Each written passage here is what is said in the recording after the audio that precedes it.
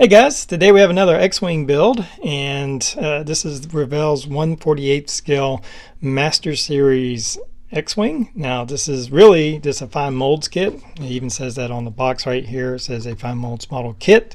So this for a long time was kind of the best X-WING you could get, kind of the standard if you want to get it. Now since then Bandai's released their own 1/48 scale that comes with lights and sounds and moving parts and stuff of that nature. If you want a real comparison, look at a comparison between the two, check out Flory Models.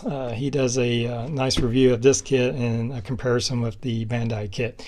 The reason I have this one is I found it for a really good price. They run about the same price brand new, or if you can find them in still a sealed box and whatnot, they are about the same price or even more than the Bandai kit right now. But I did find this one for a really good price. It had been opened and someone had removed a few parts. They didn't really start on the build. Let's see if I can get it open.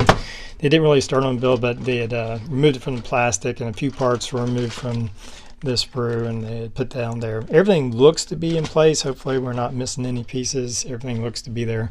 But I got it for a really good price, and it is a good kit. It has a lot of nice detail. Just remember there's quite a time frame that this was one of the best kits you could get out there. One of the nice things about it is it has this really nice decal set. As you notice, it already has the chipping, a lot of the little extra decals that you don't find on some of the smaller kits. And so we'll be, I'll at least be trying to implement these in the kit build, and hopefully that'll work out, and looks to be very nice. So I don't want to go too much in the review. Like I said, if you want a really breakdown review, check out Flory Models. And I don't plan on doing any lighting on this. I've lit an X-WING before, and really I just want to build one that possibly I can put in my office at work and just have a nice representation of a a nice X-WING that's at a decent scale. Again, it's 1/48 scale. So we're just going to jump into the build here. Okay, just working on the assembly of the S-foils here. Just a number of pieces, but they're all detailed. You had like this inner engine piece, a couple pieces here, another half to the wing right here. The only kind of issue I had right as far as seams is along this edge. Is seam that runs right down the middle. As long as you get a good glue weld in there, you can just take some sanding strips or sanding paper and sand that down, and then smoothen it out. What I usually do is start off with a little bit rougher sanding paper or emery board and get it down until the seams disappeared, and then I'll take some really fine grit sandpaper. I believe this is 1000 grit, and then I'll smooth that out, and seems pretty much disappeared. Maybe a little bit more touch up. And we just have a few pieces. Some of the pieces fit in quite nicely. It is a glue model, but some of the pieces, I believe, like these inner pieces, pretty much snapped into place. I don't think I had to glue those in. But just like this piece right here, I glue it in, and I'll take a little bit of my cement. Now, the cement's getting pretty low, so the brush isn't working, so I just take a normal paintbrush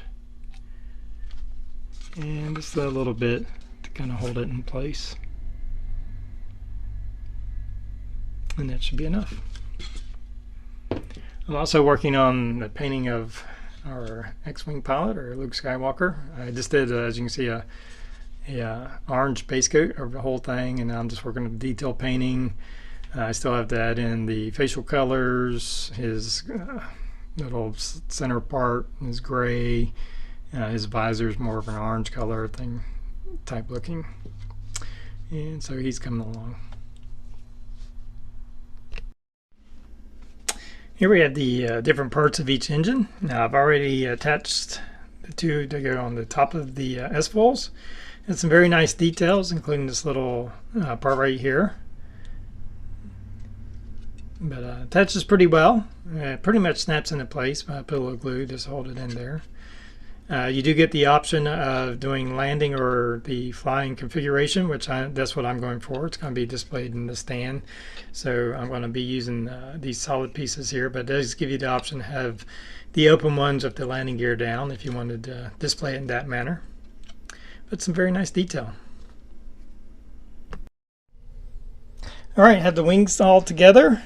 They mostly came together except for this one part right here. The tolerance was really tight and it was leaving a gap.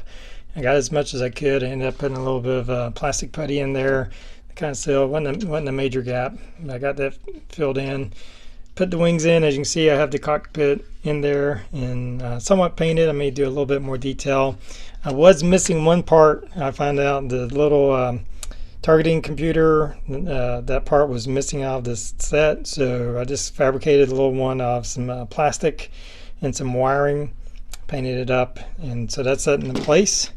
And we're about to attach the upper half, and it actually has screws that we're going to be screwing it in there for a good fit. There's a screw goes here and then one in here, and then those will be covered up. So I'm going to get these put together.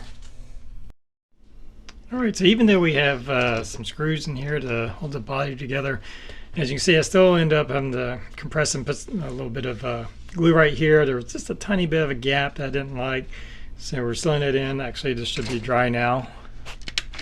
It was just a little bit of gap. I think it was a little bit more pronounced on this side right here, but I think we got it sealed over and looking pretty good. Also working on a little bit of the seams where we put this back plate on right here, which is nicely detailed, by the way. But you can tell I'm working on it right here. It has a little bit of a gap, a little bit of a hard time fitting that over into place right there. So I'm just working on those things. We're about to put the nose cone on. The nose cone is one piece, which is nice, so we won't have any ugly seam lines to deal with when we put that on. Looks like it just kind of snaps into place there. And of course we have to put the weapons on, a few odds and ends. We've got to put these pieces in here, which is nice because that'll help also cover up that seam line that you get with some of these other kits that's sometimes split right down the middle. So it's nice to have that whole piece right there. That'll help break it up, and then this right here will be covered up. And after that, I think we're getting close to starting to paint it. All right, I have the kit all together. I do expect, to work on some of the seams and some of the mold lines, things like that. There's a little cleanup to do. Quite a bit on these guns and different parts. So I have it all together. Have my cockpit masked off. Now I'm going to prime it, and I'm going to use a black primer on it. So I'm going to get primed up, and then we'll come back after that. All right, I've added the primer coat on there. As you can see, looking pretty good. A little tricky kind of getting it in here. You have to be careful spraying that you don't get built up on the leading edges there. But I think it's looking good there. It's showing some really nice detail. And we just used this black surface primer from Vallejo with my airbrush to get that on there. We're about ready to move into the base coat here. And I'm going to use Vallejo's Model Air, and this is a white gray from the Model Air collection. Here I have the Cockpit Canopy all painted up. It's all masked off. I haven't removed the masking, obviously. So that's all painted and ready to go. So I'm just going to move on to getting the base coat on. All right, we've got our base coat on. And again, we just used this white gray from Vallejo. And pretty happy with the color. I wish it'd be a little bit, have a little bit more of a gray. It's actually coming out really white on the screen here. It's not quite that white, but I wouldn't mind if it had been just a tad bit more gray, but not a bad color. And after I did that, I also put on this gloss varnish, a coat of that, because we're about to move into putting in our decals, and we have quite a number of those. We'll see how those turn out. There are some raised surfaces that the decals have to go over, and I do have some microsaw and some microset. We'll be using those to try to set those decals. So let's just see if we can get some of these decals on, see how they turn out. Alright, so I'm applying the decals, and there's a decal that went on this section right here, and it just wasn't looking good. There's a lot of very fine detail, and so I decided to paint it. So I'm just masking off this area. I'm going to mask off the front of that, and I'm going to mix up my own little kind of light yellow color, and we'll paint over that section.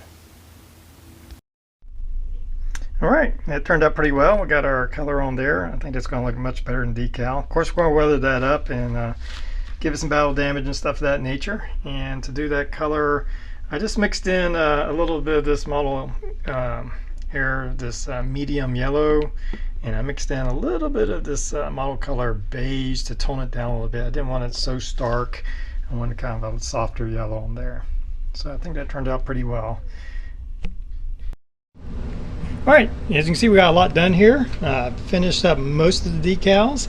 You will need microsol and microset, especially on these ones, these larger ones, when they're laid across the raised details. They don't want to conform very well, and you need a decal solution to get them to kind of set in there. I did paint in, as I showed you, some of these areas right here, the yellow, gray, a few of these, few little extra panels I painted in. And as you can see, it's already got a kind of a weathered look. All this is done with my airbrush so far. I just took some dark grays and stuff and started dirtying it up, bringing that bright kind of white color down into that more dirty grayish kind of look that you see at the end in results. So it's starting to take shape and look good. From here I'm going to do some washes and some dry pastels and stuff of that nature to kind of bring out a little bit more detail. I know there's especially on Red 5, there's some pretty good dirty marks here, pretty pronounced. I'll be just painting those in, and so I'm going to work on that, and that should bring us about to the completion of the project. So when I return, we should be finished, and we'll take a look at it. Alright, well, here is our finished Revell Master Series X-WING, aka the Fine Molds X-WING. It's a nice kit. If you like me, I like to have all the different kits of X-WING. X-WING's one of my favorite ships here. Obviously, I did a lot of videos on them, and this is a nice one to have. It does have some flaws and some inaccuracies as I really kind of examine it compared to the studio model. Little things here and there. Some of the decals are a little bit off. I think some of the coloring's a little bit off in the decals, but overall, it's a nice kit. Yeah, again, it's a 1/48 scale model. It's how long we got? It's about a foot long, I would say. Maybe a little less. That was just a rough estimate. But the only other one you're going to get in the 1/48 is the Bandai. Now the Bandai is very nice and has lights and all that kind of stuff with it, moving S-foils and things of that nature. Hopefully I'll have one of those kits in the future too. But this was a nice build. Again, I found this one for a really good price, so for the price that I paid for it, it's well worth it. And we just finished up with a little painting in some of the finer details, some of the weathering. If you look at the studio models, there's like some marks along the wings here in different areas, some rust marks throughout. Weathering is really kind of your own personal taste and how dirty you want to get. I used a little bit I didn't do a wash, but I did take some of this Panaline accent color from Tamiya to do some of the panel lines and just kind of darken up some of the area. I used a lot of that back here to darken this center area back here with all the different parts right there. I did a little bit of this Tamiya Weathering Master, some of the rust color, and I just took that in and with a little like makeup applicator and brushed in some rust spots. I did all that and sealed it in with a clear flat coat from Vallejo, and that was about it. And here we are with our finished project. So I hope you've liked the video, and until next time, everybody have a good one.